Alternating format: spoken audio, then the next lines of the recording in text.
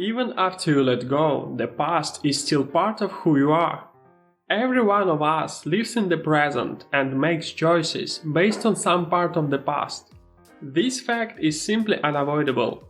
But when you start behaving ineffectively because you think this is the way it has always been, problems arise.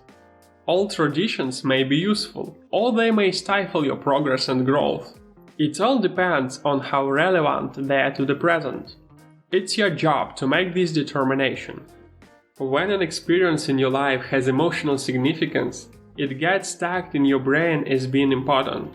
When the emotional experience is tragic, it triggers your brain's fear mechanism, which tells your brain to remain on the lookout for any future conditions that regularly remind you of this tragic experience. Your brain then tries to match new experiences with the original one. But depending on how emotionally attached you are to the original experience, it can lead you to false pattern matches, which will inevitably lead you astray. We all have incredible power inside us, and of course we have self-limiting beliefs that hold us back.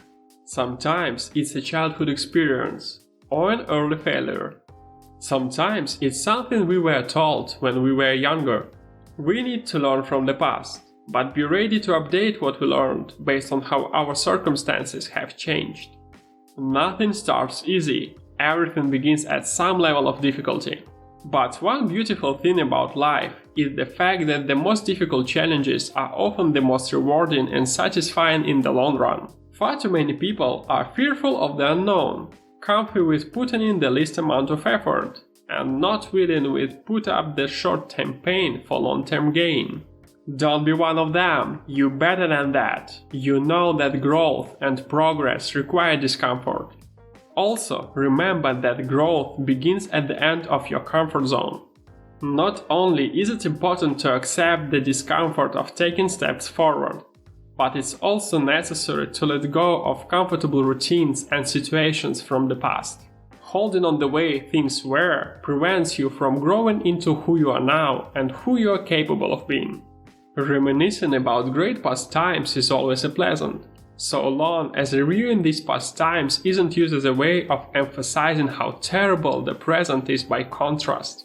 If you start living in the past to such a great extent that the opportunities in the present are ignored, you have a problem. The bottom line is that life needs to continue right up until the moment you die.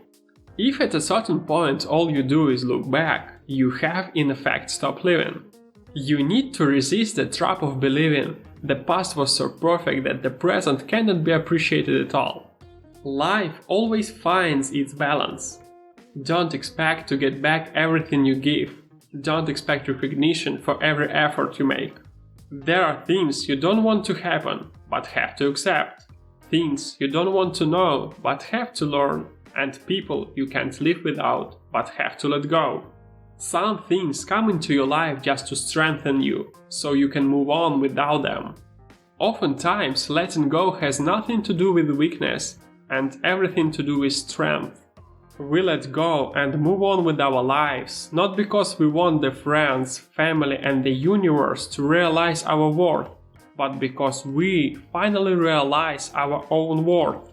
So stop focusing on the negatives and everything that could go wrong, and start thinking of what could go right. Good luck to you.